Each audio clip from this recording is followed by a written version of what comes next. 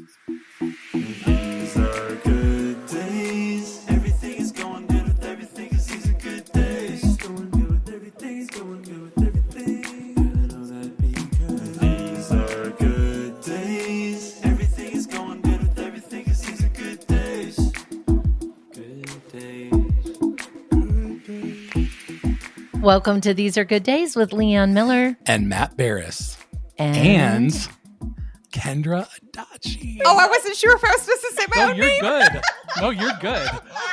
We have a special guest here, Kendra Adachi, which many of you may know her as the Lazy Genius, which is a genius name, by the way. Kendra, can you share with us what the Lazy Genius, like that name, means to you, and like your tagline and your meat of what you are? Your existence. Meat and 3, baby. Let's do it. So the Lazy Genius name actually came from my buddy Emily P. Freeman, who you guys know. Love her. We got to get her on. She's the third in the trifecta. There we go. She's very good at naming things. And when I was trying to figure out what to call this whole thing, I was like, I really want there to be a space for people, especially for women. Like, we're all trying at so many different things.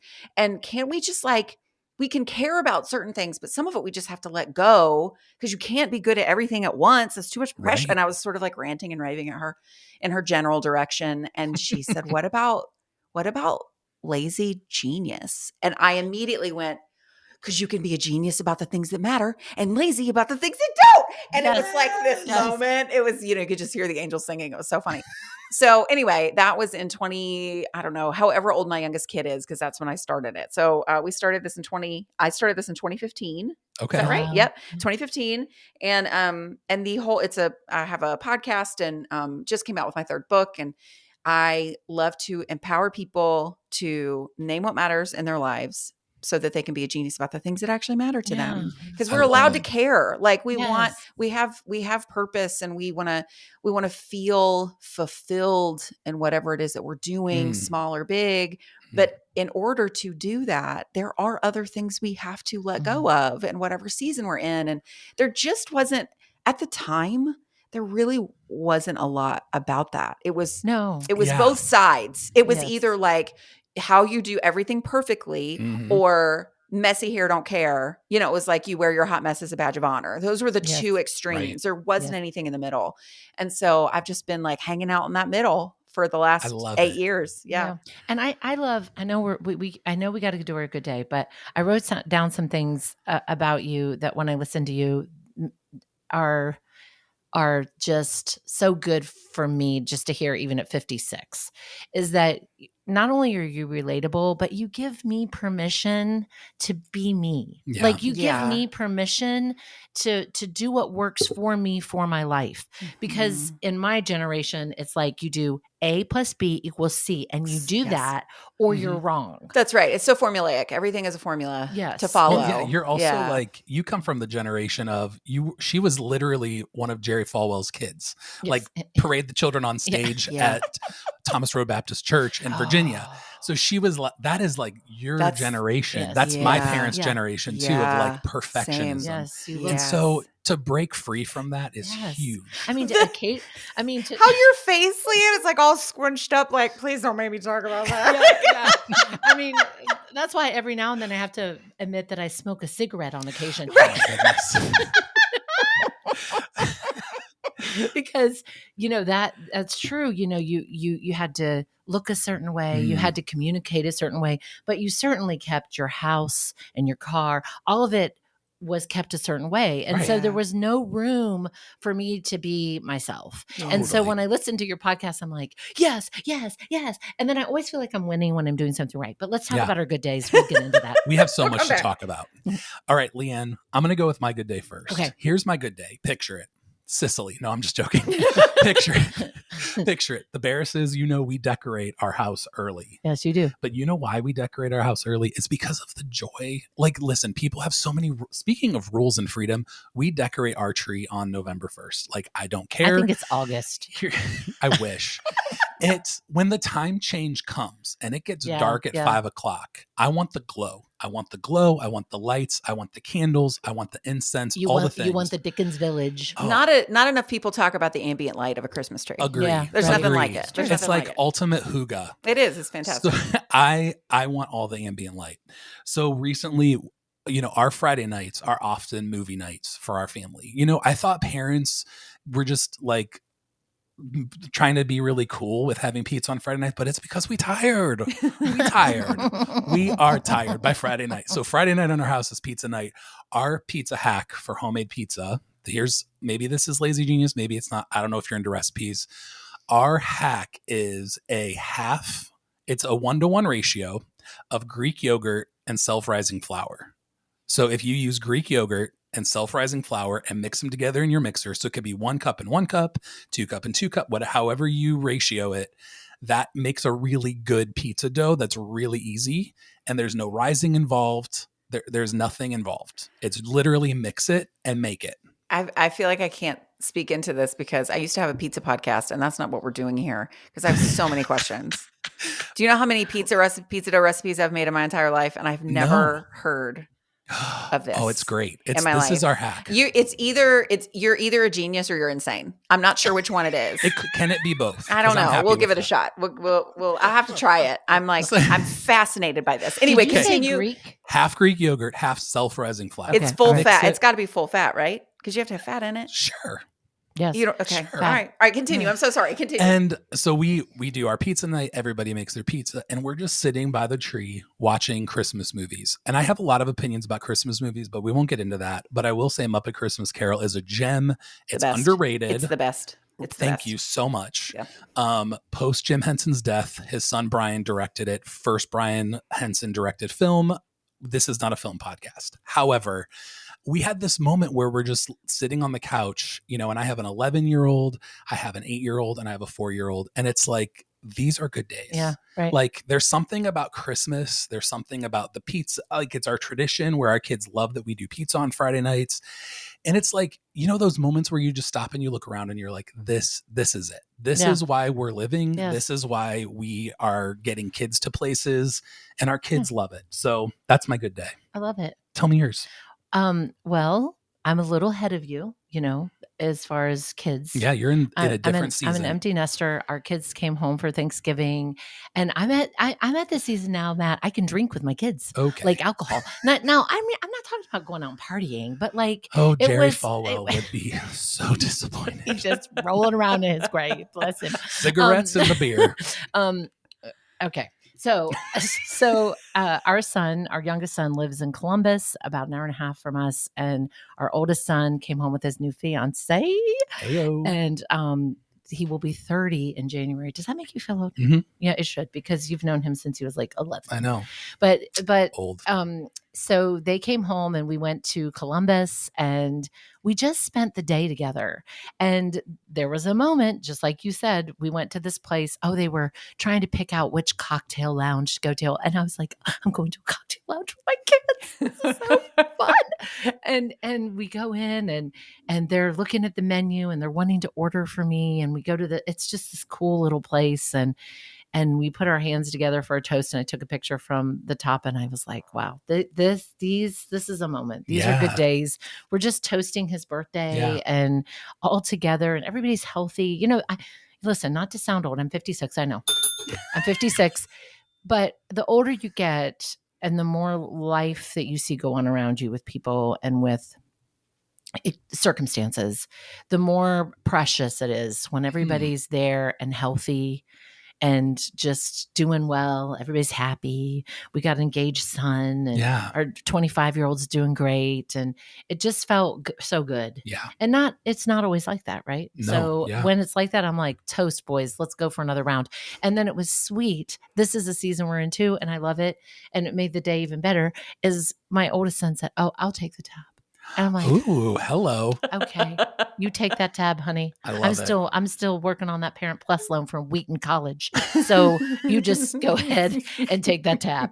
But it was just a sweet what seemed to be ordinary day. We went thrifting, and it Yeah. was just a sweet day, and it was good. Yeah, that's great. That was my good day. Kendra, what about you? What's a recent good day that like burns in your memory?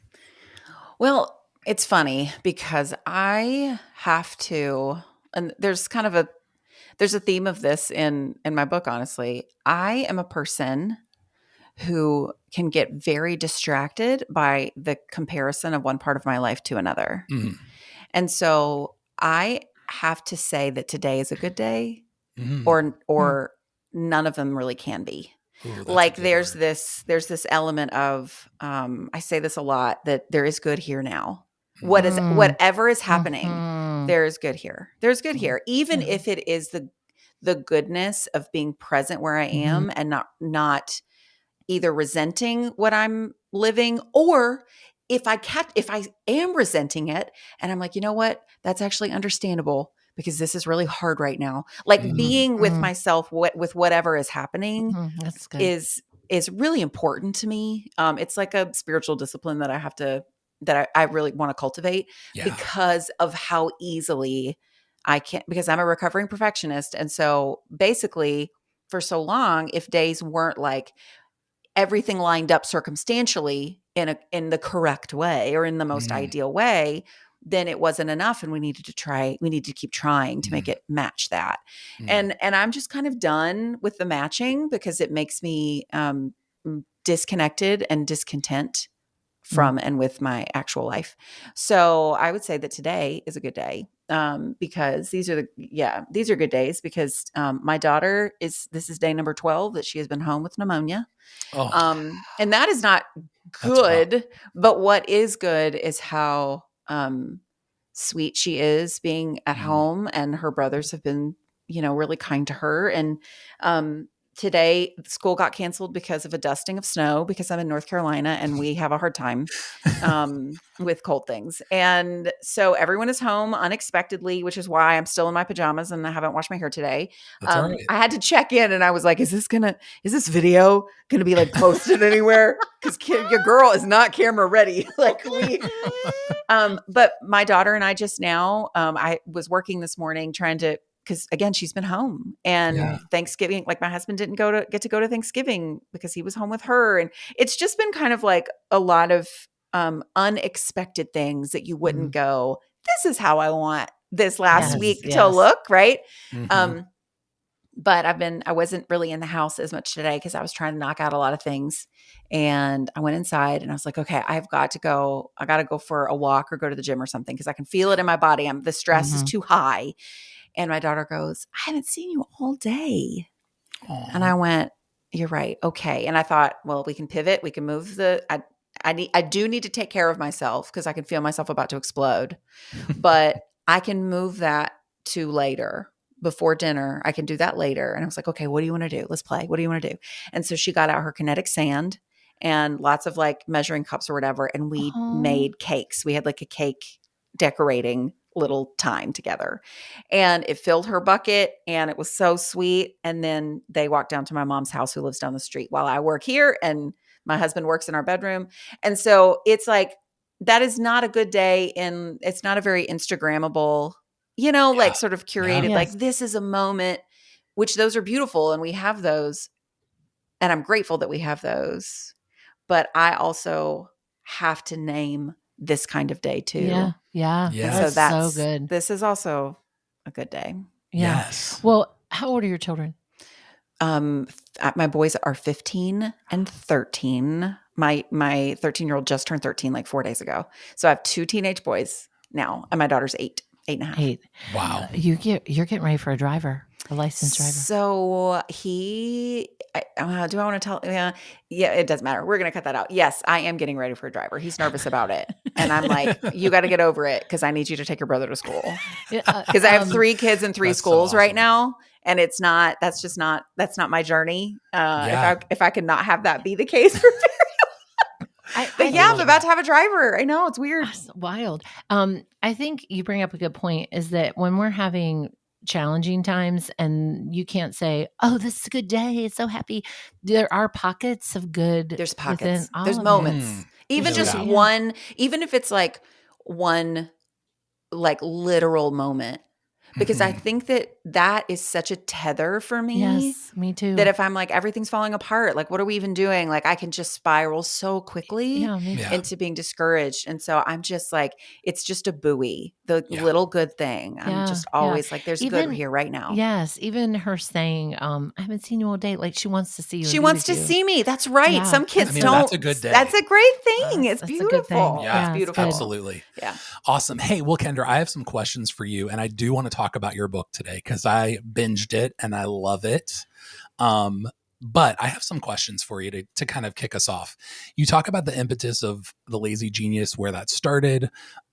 What season of life were you in when that started? Like, what did your life look like at that moment when you were like, okay, we're starting something different? Yeah. And in the plan, you talk about how a lot of your work hasn't been done in spaces with women. Yeah. You know, the work in regards to streamlining systems and being like, I don't know if being kind to yourself is the right way to say that, but no, I think streamlining systems, realizing yourself, living to your full potential is very much a man's world, and often in the business world in particular. Yeah. So can you talk a little bit about when The Lazy Genius was birthed? I mean, I'm sure it's felt like birthing a baby and raising a child to some degree. What did life look like for you yourself, and what's the work that you did for yourself first before you even brought it out to the world to share it with us? Well, this was my third kind of internet business venture. I've started a business right around every time I've had a kid, which just shows you it's like motherhood is beautiful and I really love it, but I also have to have something that's not that to put my time into. And so I actually started a business before my eldest was born where I taught cooking classes in my own home, and I had like a food blog or whatever. And then I started to resent him for not taking longer naps so I could get my work done. And I was like, oh, that's not great. Yeah. So we stopped that. We shut that down. And then I did kind of like a fun sort of pop culture dessert type thing with my second kid because I needed another thing. But then I actually started, I was going to start this. It had the name and everything. And because I had noticed in those years of already doing kind of internet work, this energy of like try hard or give up. You know, it was, I could already see kind of the opposite ends of that spectrum, and thought, man, I just feel like there's a better way here, you guys. Like there's another option. And so I was going to start this business, and it was going to look a little bit different, but I had both of my kids were going to be going into elementary school. So it was like kindergarten. They were going to be kindergarten and second grade, my boys. And then your girl got surprise pregnant. And I was like, oh no, I thought we were done. This is a shame. And I was honestly like talking the season of life that it was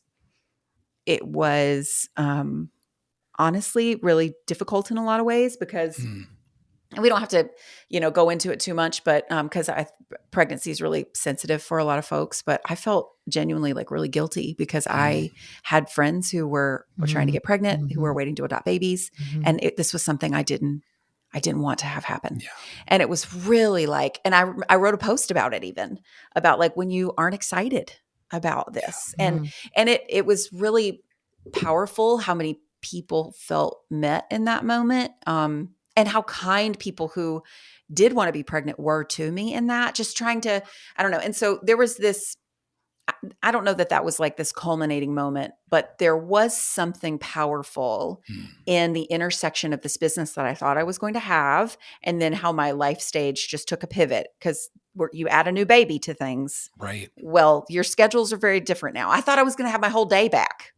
And then it's like, nope, you're not. We're back at square one. Yeah, that's right. We're back at square one. And so, but there was this really precious, tender, almost like very fragile thing. We were talking about something deeply personal, but also something that hits people in different ways and just taps into parts of their stories that are like very vulnerable. And I felt as though I was able to navigate that with like wisdom, and like I felt very privileged to be able to hold space for that conversation and for people to feel like they could be honest about their own experiences, whatever they were. And so there was just this place of like, you know what, we can all have different views on things and different experiences and priorities and all of that. And it doesn't make us othered from each other. Right. Like we can still cherish each other's experiences and see things from different perspectives. And so anyway, it kind of like, that's what I really hope to do is for people to feel. It's kind of what you were saying earlier, Leanne. Like I want people to be like, I'm me. Like I want to be myself here. Like this is my life. And not in a like, not in a like this is my life, but like in a what a gift to have your life. What a beautiful gift. And so I just I've just been trying to encourage people, especially women, because women have generally more expected of them. Yeah. And less support to do it. And tools that are not made for them. So it just felt like in these last couple of years, it felt like it was time to speak into a space that men are typically the only ones speaking into, but also perhaps the message that a lot of the men that we're learning from, it's not that it's wrong, it's just incomplete, but perhaps some of the messages actually doesn't align with how a lot of people want to live anyway. Yeah. You know, like true. maybe we just need like a whole new paradigm here. I wonder. Yeah. So anyway, that's like a lot of words to say. I feel very called to be a person who can hold space for lots of different people and help give practical help, but also like really soul level witness. And whatever your life needs to look like, you know. Thank you. I think also there's something to be said when you shared what you shared about getting pregnant with your third child. There's something to be said when someone is brave enough to say what you hold as like shame or guilt or like you're afraid to say it, and then someone says it for you, and then you're like, yes, I know. Yeah. I feel that way too. Yeah.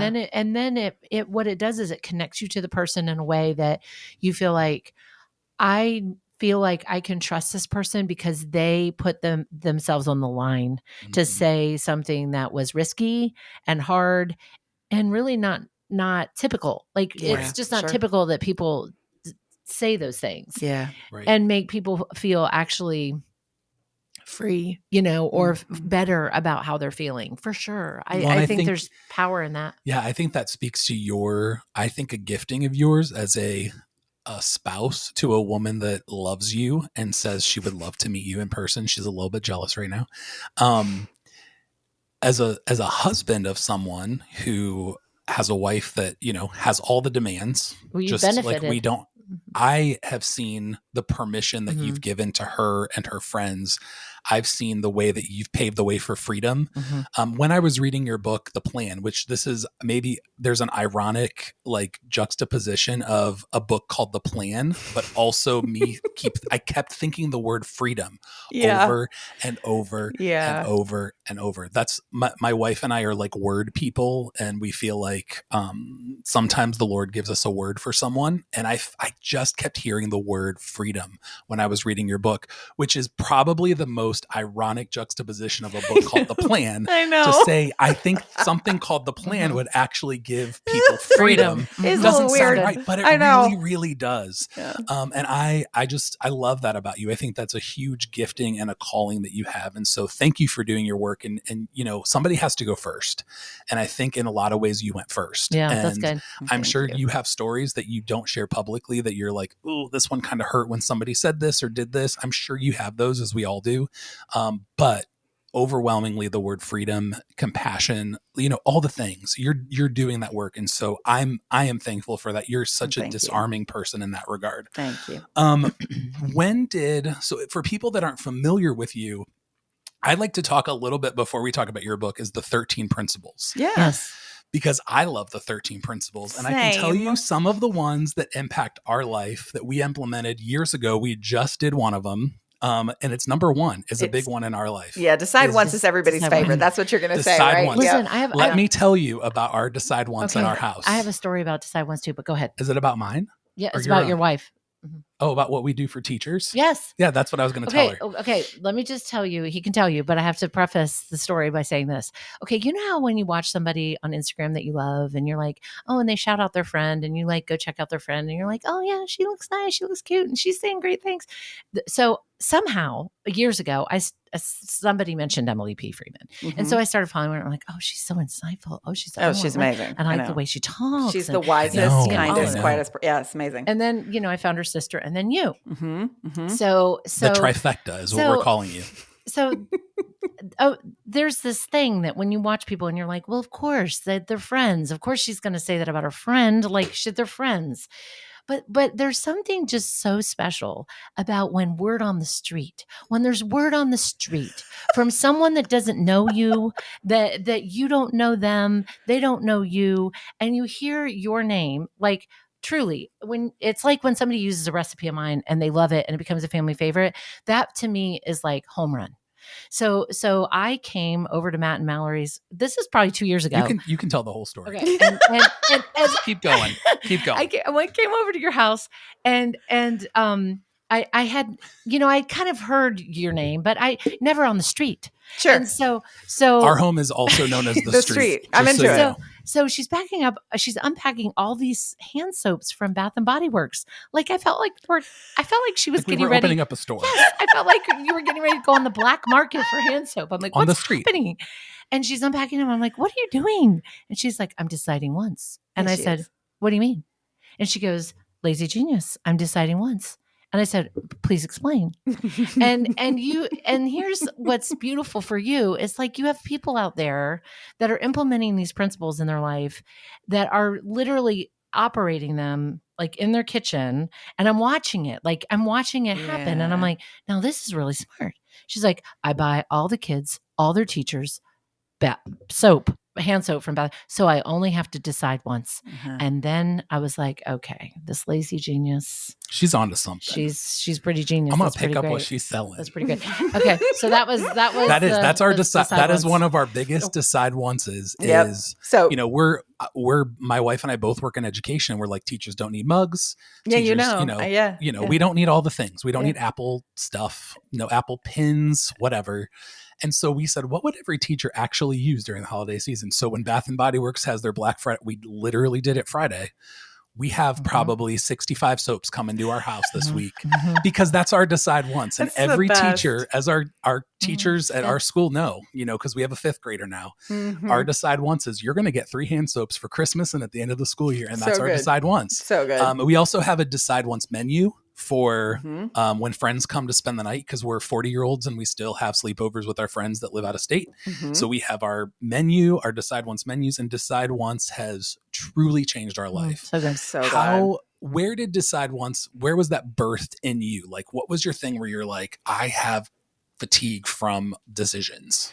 It's kind of the creation of all 13 principles. Honestly, it has the same story, and it's really kind of wild because I thought that my first book, which is called The Lazy Genius Way, originally I pitched it as The Lazy Genius Life, which sounds a little cultish, but that's fine. That's fine. Listen, there's a fine line. I know. My husband actually tells me, he's like, you're a bit of a cult leader. I'm like, well, you're not. I was a super Jerry's wrong. kid, so I mean, yeah, right. Good company.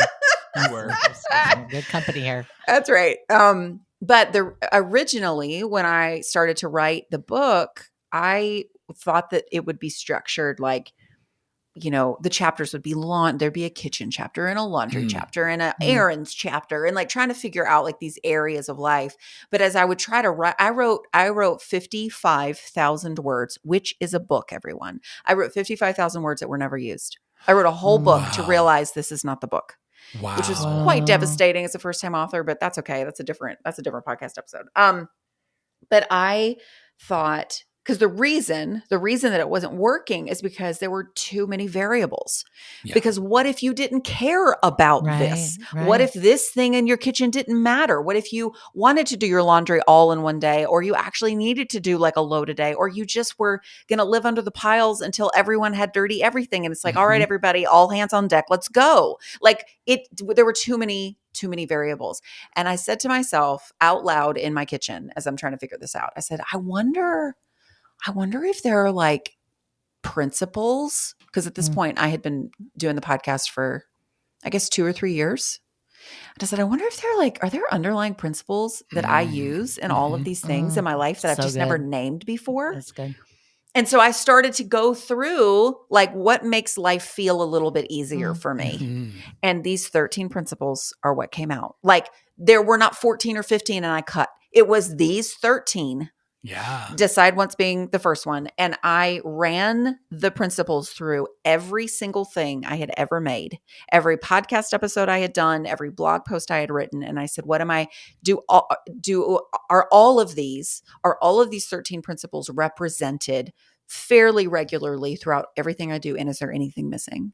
And there was nothing missing. So good. And they were all covered. And I was like, well, there it is. There's the book. We found it. So there was no like one singular decide once is a thing. It's just I was looking at my life. And one of the things that makes my life a lot easier is, well, we eat the same things on these particular days. And I kind of wear the same outfits on this day. And I get the same sort of gifts for these people. So I don't have to think about it anymore. What can we call that? Decide once. Yeah. It's, and I now love, it's like a whole thing. I love how you said in the plan, you talk about how decide once at one time. Yeah. Like you do it. And then when it doesn't work for you, you change. So That's exactly right. Can you tell us the story of like your clothes situation? Yes. The Monday uniform. Yeah. So the Monday uniform was the example, one of the main examples I used in the Lazy Genius Way, which came out in 2020 for the Decide Once chapter. And I wore for years, like years and years, I wore black pants and a chambray shirt every Monday because Mondays were stressful and there was a lot and I had tiny humans and I just was like, I can't think about it. And I feel like myself in this outfit. So let's just go with it. And I did that for, it was probably 7 or 8 years where that's what I wore every single Monday. I love that. To the point where people were like sharing their own Monday uniforms or they would just wear mine. Like there was one with my friend Erin and my other friend Terrence. So it was like a guy and a girl working together and they both showed up in my Monday uniform on the same Monday and realized they both got it from me and took a picture together. And it was so funny and it was just fantastic. But then I no longer felt the same sort of Monday stress. And I also just had some adjustments in my own style where it was like, I just don't know that this isn't necessary anymore. Right. And there was like, there was not backlash. There was like comical surprise. People were like, wait a minute, what do you mean? What do you mean? What happened to your Monday uniform? What are you talking about? And it was actually a really good example to go, hey, you make a choice about one thing, one time, and you keep making it until it doesn't work for you anymore. Right. And you have to build that in because then you're stuck with this thing. You're like, well, I guess I decided I can't quit now. Like, no, you actually should. If it's not working anymore, stop, change your mind. You're allowed to change your mind. So I do not have a Monday uniform anymore. That's all right. But that's exactly right. Like that's okay. Cause it wasn't necessary. And that's okay. Yeah. I love that. If you were to tell us like, so if we were at a bookstore and we saw all three of your books there, of course we want you to buy all three. But could you tell us how do you feel the Lazy Way and the plan are different? Yeah. And how are they the same? Yeah. So the Lazy Genius Way is really like, it is the 13 principles. It's a chapter per principle. And those principles are definitely kind of foundational for being a genius about the things that matter. It's a bit of a practical daily kind of how-to, right? Yeah. Of like, okay, so if you're overwhelmed in this area, try this principle and see if it helps. That's good. The plan is more holistic in saying, okay, let's look at life like from a slightly broader scale. How are we getting our stuff done? Yeah. Like it's sort of like the Lazy Genius Way is let's learn the alphabet. And then the plan is like, okay, now let's learn to read. Let's read. Yep. Yeah. Let's put it all together. And then the Lazy Genius Kitchen is the second book. And that just uses the principles and applies them to the kitchen. It's like its own, she's like doing her own thing in the corner, like she's such a vibe. I love her so much. She's illustrated and cool. Like I love the Lazy Genius Kitchen with my whole heart. It makes such a great gift. That's a lot of people's Decide Once gifts for like college graduates or weddings or whatever is they'll do like tea towels and a wooden spoon and a copy of the Lazy Genius Kitchen. I need that book. Yeah, I need it's a great book. it. It's really good, you guys. I might get it for you for Christmas. It's what? What'd you say? I was like, it's really good. It's a really, really good book. And I'm a kitchen person. So listen, I have to say when you explained, I listened to your podcast on the principles, and when you explained the start small principle, where you basically pick, like, if your kitchen's a mess, I was like cheering, because I was like, I didn't even know I was starting small. I didn't even know I was like a star student. But my mom used to always say, like, if the kitchen's a mess, okay, I could be one of your lazy genius star pupils on a podcast day. Cult members. Cult member is you could say, Leanne shared this and it's genius. Is that my mom used to always do this, and it's helped me so much over the years. Is she would say, if the kitchen's a mess, draw a big sink of soapy water and get new washcloths out and a new tea towel for drying.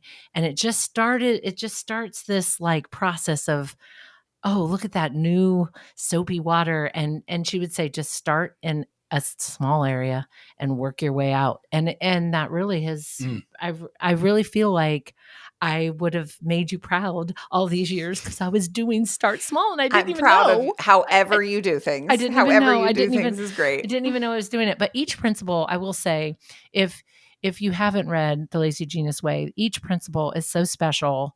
I love the last one, because I feel like being kind to yourself is something as women we overlook, and we don't do it until we're in our 50s. You know, I haven't started being kind to myself. I mean, that's my whole frothy coffee spiel, is that frothy coffee to me, it could be cheesy to some people, but to me, it's a kindness, an extra step, and an extra kindness I show myself. And I think that each principle holds something that is a kindness to yourself. Like each like the kindness is a vein that runs through all the principles. It is. And then what happens, and what's so pretty about it and beautiful, is that those spill over to the people that you love the most. You know, when you are doing these principles, your whole family is affected in a positive way. And so I haven't read The Lazy Genius Way yet, but I'm gonna go buy all three. I'm gonna go buy all three, and I'll tag you on Instagram, because because as you talked about the principles, I'm like, oh, I know, I love this book. Yeah. Does Mallory have that book? Yeah. So I read the plan. Listen, this is old news for us. We live this out. So I want to talk about the plan for a little bit, because we live this out. We live the Lazy Genius Way.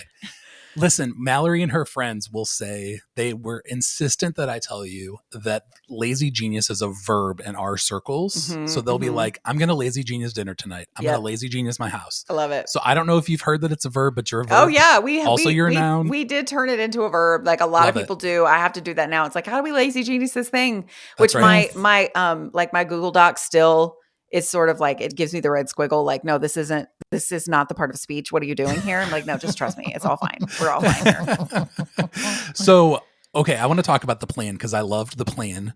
And the plan, what I love that's genius about the plan is the way that, first of all, that you laid it out. I don't know. Do you like hearing about yourself? Because I'm going to talk about you for a second. So if you, I have a feeling it doesn't matter if she does or doesn't. You're I was going to say, I don't think the answer is going to change what you're going to do next. So I love the way that you set up your book. So the first, third, it's divided into three parts. The first third is like the principles. You're like laying the groundwork and the foundation for the work. And then the second part is strategies, which I loved. And then the third part, oh my gosh. I feel like the next step is you're going to get a t-shirt with Kendra's face on the front of it, because you love this book so much. And here's the thing. Part 3 is the best part. I mean, you have to have it all, but part 3 is her pep talks. And if you haven't heard a Kendra Adachi pep talk, it is literally like having a best friend, like having a cup of coffee with you, or like reading your journal to me, like you wrote me a letter. And my favorite pep talk would have to be when you don't have help, is my personal favorite.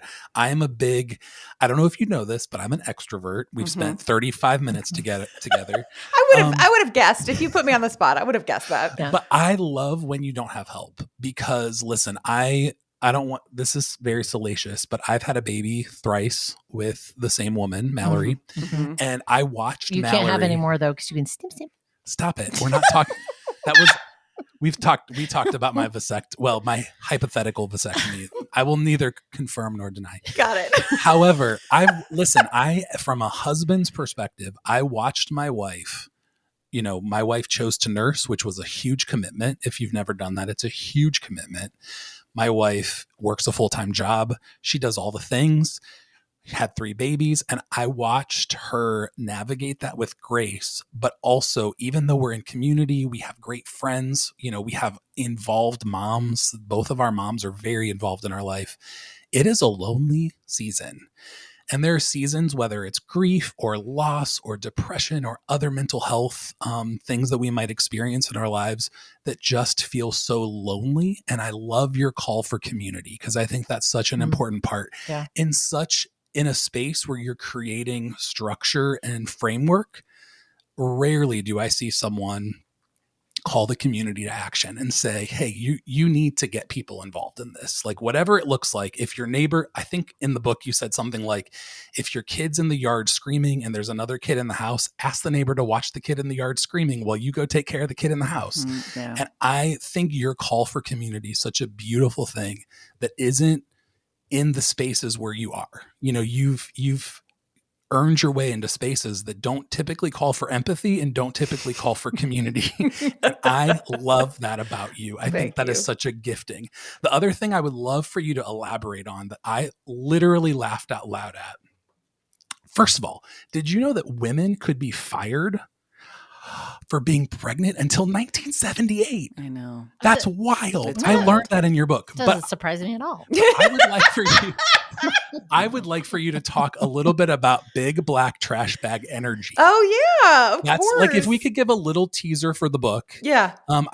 Everybody who's listening, we have a great community of listeners that really like talk to us and support things that we support. But if I could give a little teaser for the book, can you talk about big black trash bag energy? Because I have done it. Yeah. And we're coming up to Christmas when your house is going to get full of all the plastic. I know. Like, I have kids, so I know what Christmas looks like. And you say resist the temptation for black trash bag energy, but talk a little bit about that for us. It has nothing to do with women getting fired for being pregnant, everyone. That was just like, so you know, that's just like a random very aside. quick segue. Just want to make sure we throw all the women in a trash bag. No, so big black trash bag energy is probably very, like, you said it, and I bet 90% of the people listening were like, oh, I know what that is.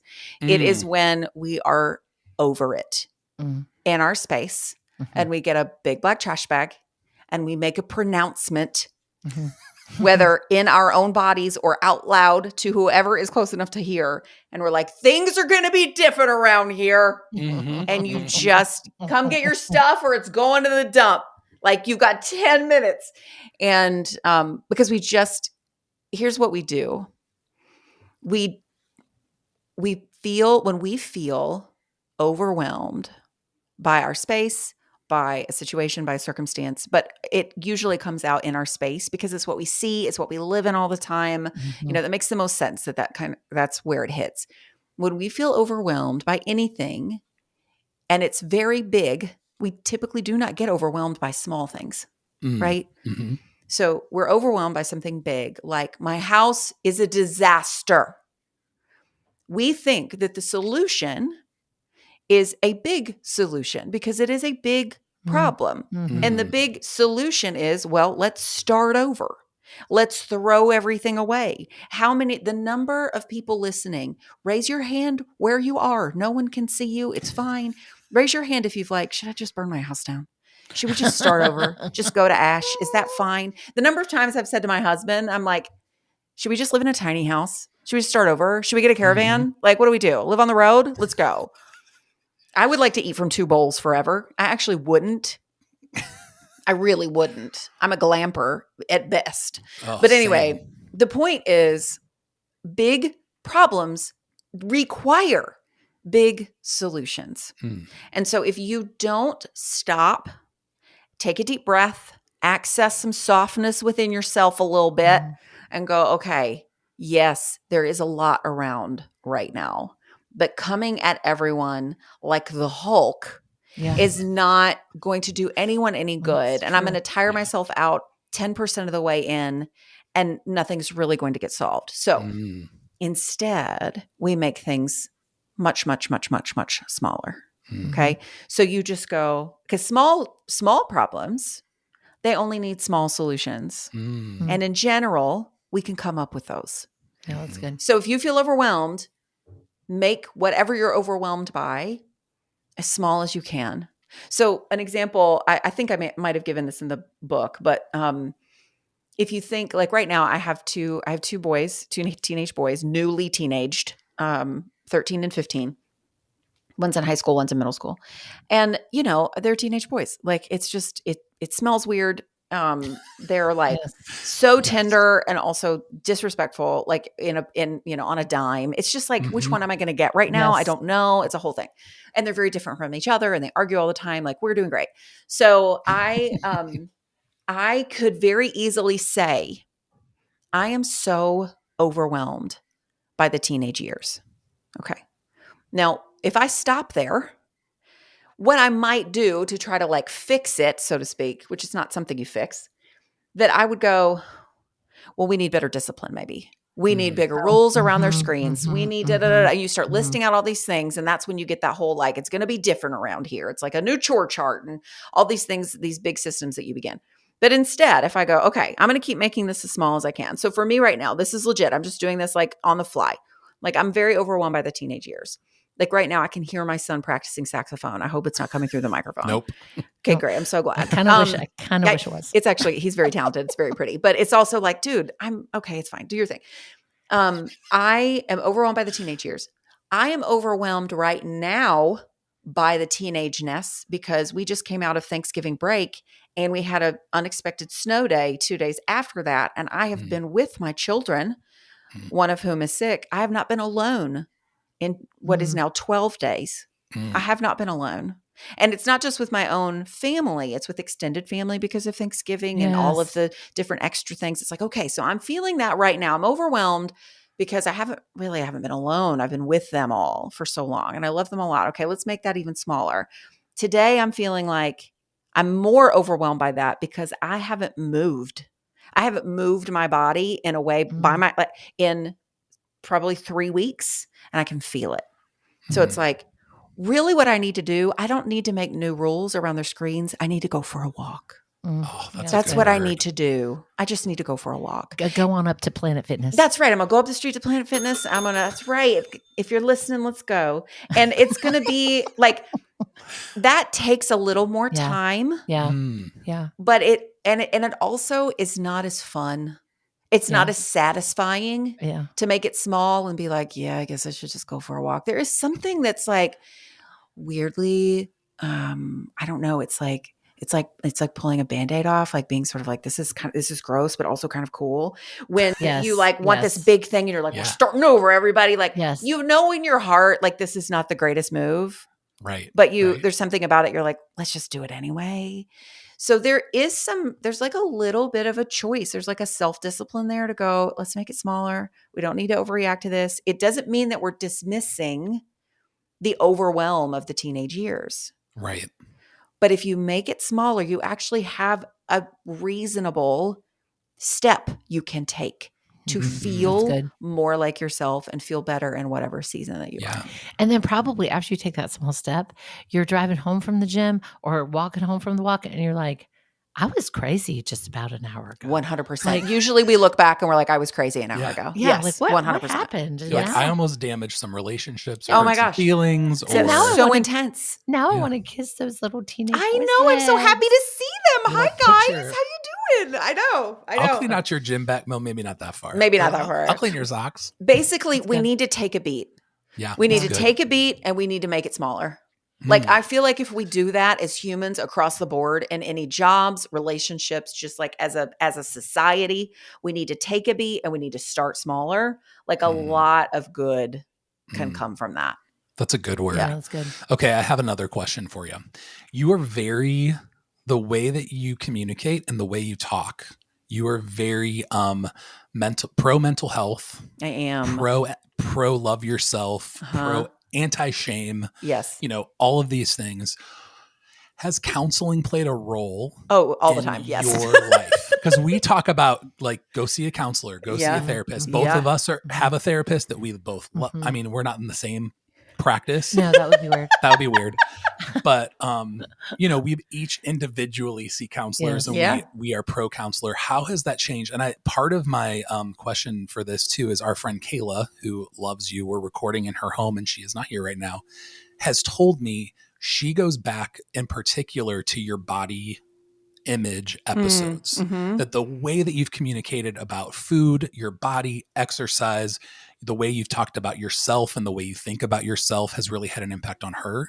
So can you talk a little bit about the role of counseling and how it's shaped who you are and how it's impacted your work? Yeah. So I've been in therapy for a long time, like probably 10 years maybe. And pretty on a very regular basis. And I think that we forget the water that we're swimming in. We forget the messages that we've been hearing for so long, whether from our families of origin or from, with the body episodes from diet culture, like lots of just from being in a patriarchal capitalistic society. There are a lot of things. It doesn't make any of those things like fundamentally wrong. Some of the things are wrong, but not, it's just most of them are neutral things. But if they are in your, they like become integrated in your mindset in such a way that you don't realize how tangled up all these thoughts are. Do I even like believe that this is true? That's one of the foundational things about the plan in general. The book is that the whole time management industry for years and years has been built on the idea of greatness, that the goal of all of it is to 10x and level up and optimize, and you're going to live your ideal life every single day. And if you're not, if these systems that you apply, if they don't work, the problem is you. The problem is not the system. The problem is that you're not disciplined enough to figure it out yet. That's right. Yeah. And I'm like, well, that's wrong, number one. Yeah. But really, what if we had a different goal? Like time management has taught us that greatness is the goal. Well, what if it's like wholeness and just being an integrated person where you are? Yes. What if we organized our time based on that instead? What would that change? In diet culture, the goal there is for women, especially, to be smaller, right? You just make yourself smaller. Yes. And what if instead exercise was just like tending to your own enjoyment of life? Like, what if that's all it was? It had nothing to do with the size of your body. How would that change things? When you're talking about like being in your home and kind of like domestic stuff, because there can be some resentment there for a lot of women because of the cultural expectations around like dudes do trash and grass and ladies do everything else. Yeah. That's kind of, that's sort of the vibe in a lot of homes. And if you choose that, if both of you actively choose that, and that's what matters, that's amazing. And I'm so glad. The difference is, what if there was a new lens and we're like, well, our clean can mean different things, and our family, our home rhythm can look different, and like what we're going to prioritize in our home, or we're going to actually spend the money to have someone come clean our house every other week because we would rather spend our time doing something else, and so we're going to prioritize that. Like all of these different decisions that we can make in our home. What if instead of kind of what you were saying earlier, Leanne, what if it's like, this is what a home looks like and this is who's supposed to take care of it?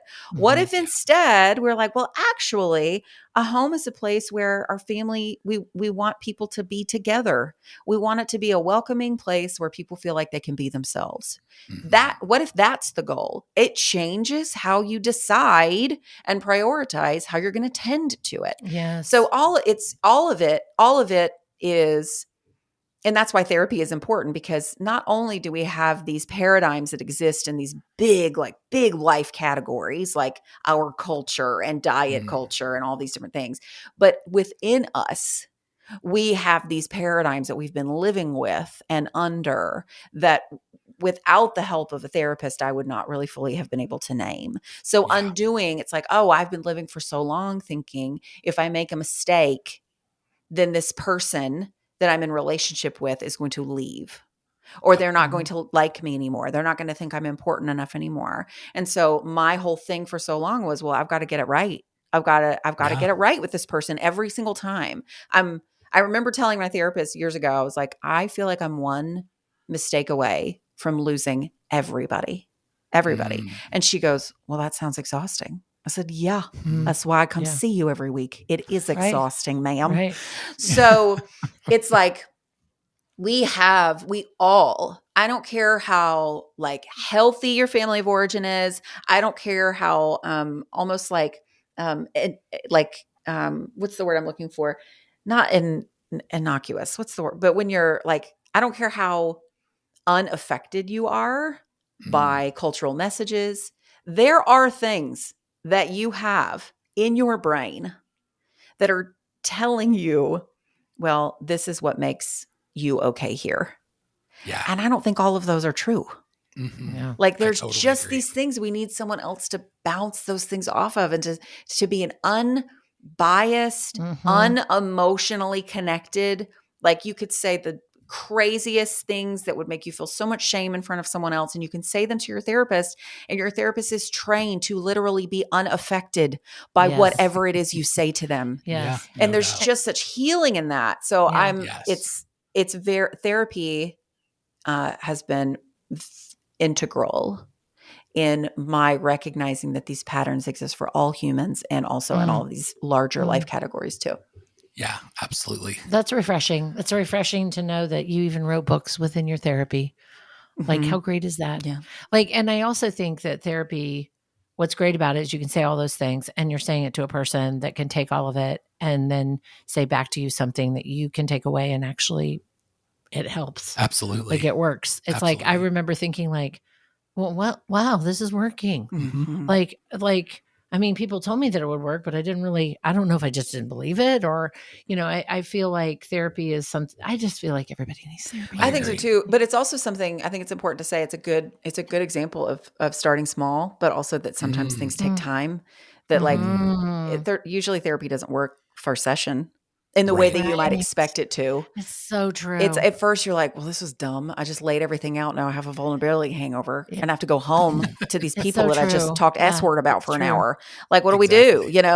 So to be patient with not just therapy, but like to be kind and patient with the process of life. Like life, we have been conditioned by the productivity industry. We have been conditioned to imagine our ideal life in the future and to reverse engineer what we think it's going to be in 5, 10, 20, 30 years. And then we work the plan every single day. And if you don't continue working that plan, then you are not going to reach that ideal. And every day does not count in the way that you should in reaching your potential. I hate reaching your potential. Like I'm over everybody trying to reach their potential. And you know what? And also, I love that when somebody used the word balance, you're like, no, that's not a thing. Balance is not a God. thing. No, it's not a thing. Well, my personality. The balance is not a thing in my life. And so when I've tried to achieve balance, all it did was just make me feel very inadequate. Right. Because and when you said that in a podcast, I'm like, oh, I love her. She's like, no, not balance. No. I can't remember balance. It was said. fairly recent because it was balance is by nature precarious.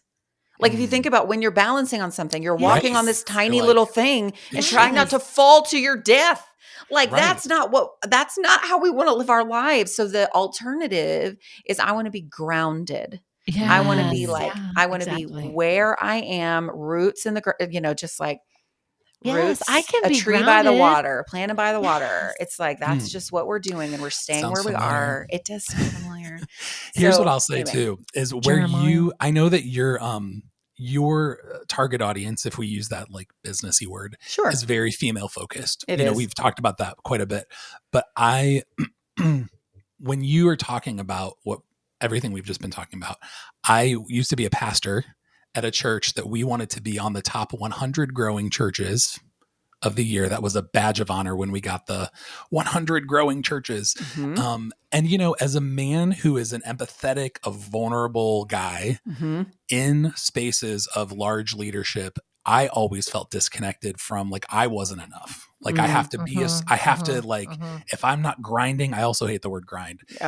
We don't need to crush or grind. No coffee related words unless we're actually drinking coffee.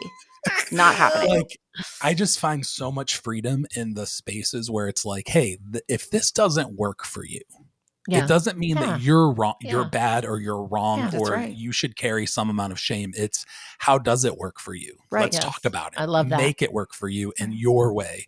And I think as some, we've talked on our podcast too about the mega church culture and all of that industry. I'll say that with intention.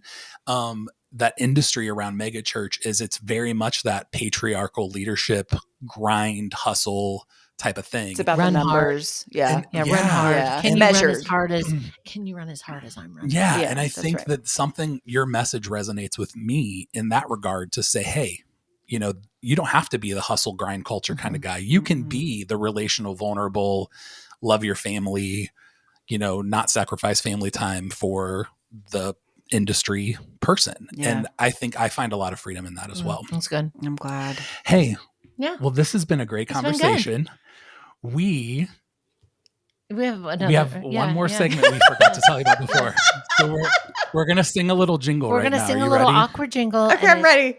Let's talk about food. We're going to talk about food for 1 second, Kendra, because we have a wonderful sponsor, Walnut Creek Foods and Walnut Creek Cheese and Market, which you are going to get so excited. You're going to get a lovely box. You're going to get some Koblenz chocolate in that box. You're going to get some baby Swiss cheese. Now, baby Swiss cheese is very much a part of Ohio's Amish country. 100%. You're going to get some Troyer's Trail bologna. Now, what I'm going to tell you about that bologna, what you need to do. Okay. You either need to cut it in very small pieces because it's a disc. It's like shaped like a ring. Okay. You're going to either cut it in thin pieces with cheese and put it on a Ritz cracker because it literally is the shape of a Ritz cracker. I love that for alignment. Like a charcuterie situation. Yep.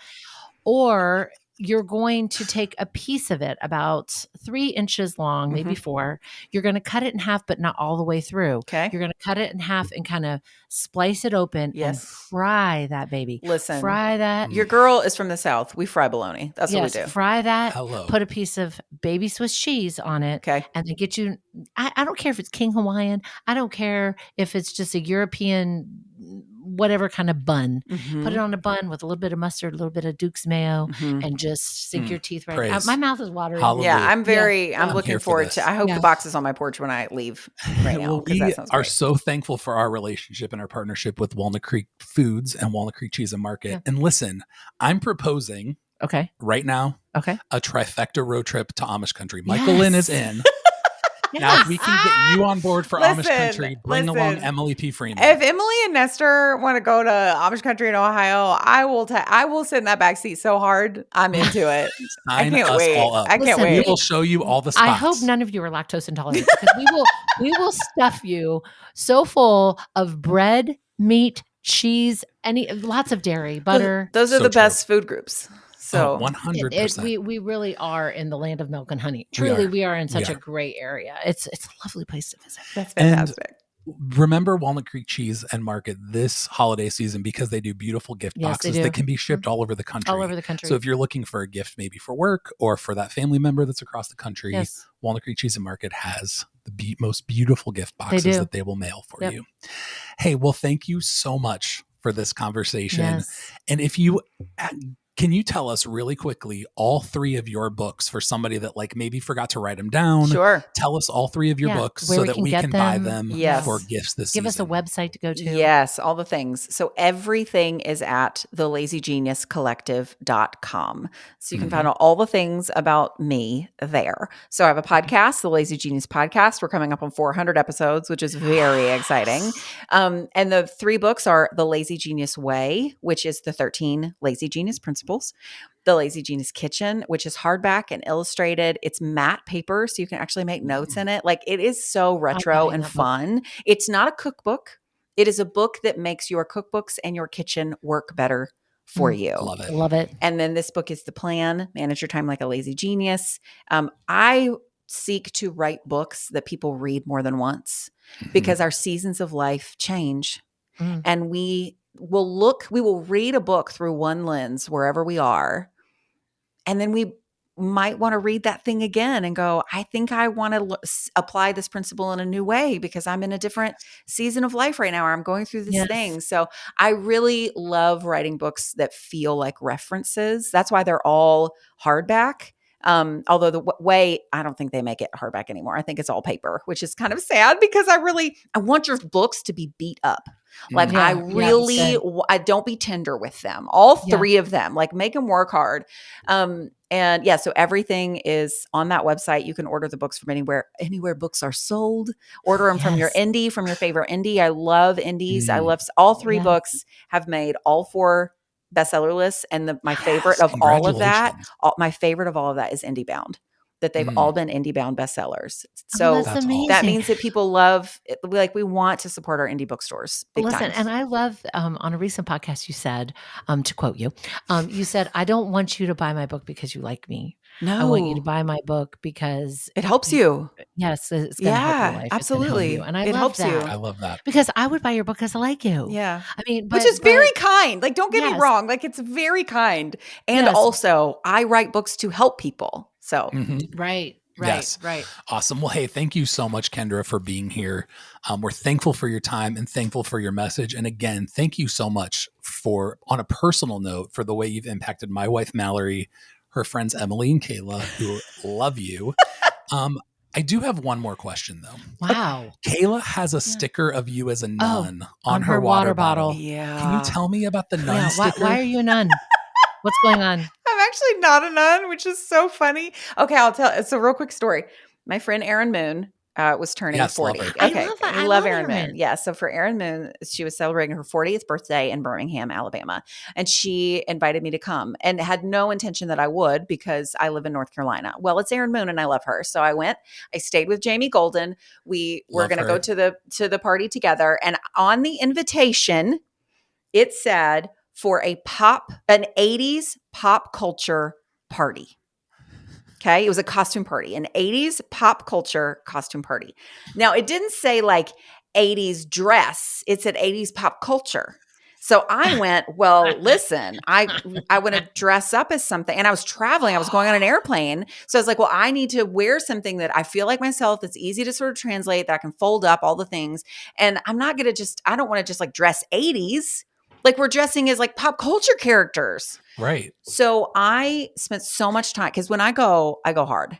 And I spent so much time figuring out what my costume was going to be. My favorite movie as a kid in the 80s, because I was born in 81, my favorite movie was Willow with Val Kilmer. This is a deep dive. This is a deep dive. Willow is one of the greatest movies of all time. There's some weird appropriation things that we probably need to gloss over at this point, but overall, it's like fantastic. It was my favorite movie. Vanessa Redgrave plays Queen Bavmorda, who has like a black and white deal and like a big crown. Okay. And I'm like, dude, I'm going as Queen Bavmorda. This is amazing. Side note, when I dressed up, my mom like helped me sew the costume. I bought a crown. Like it was so fun. And I had to do a dry run of the makeup before I traveled to make sure that it would work. And I took what I could do. And it's so funny because I was trying to draw like stronger wrinkles on my face and like I was like, and I showed it to my sister and we watched the movie together. And I said, Hannah, what's wrong with my face? And she goes, I don't know, but it does. You look weird. Like what's going on? And we looked it up, and Vanessa Redgrave in that movie was 40 years old. I'm like, why did I have in my head that she was old? It's because I watched it when I was 8 and I thought 40 was 8. She had amazing skin. And I'm like, get rid of these pretend. I just need to like look fly. So anyway, I go to Jamie's house. Jamie dresses up as baby Jessica in the bottom of a well. That was her costume. That's amazing. It was pretty great. And then I have on my Queen Bavmorda full regalia. We walk into Erin Moon's house. And people are dressed like Madonna. And everyone is dressed like Madonna. They are in various nylon jumpsuits with side ponies and crimps and big earrings. Like and that's farmers. it. The only thing that was like remotely costume-y was there were 2 people, a very hot couple, mind you, who were dressed as Top Gun pilots. Like they both had on the whole coverall things and aviators.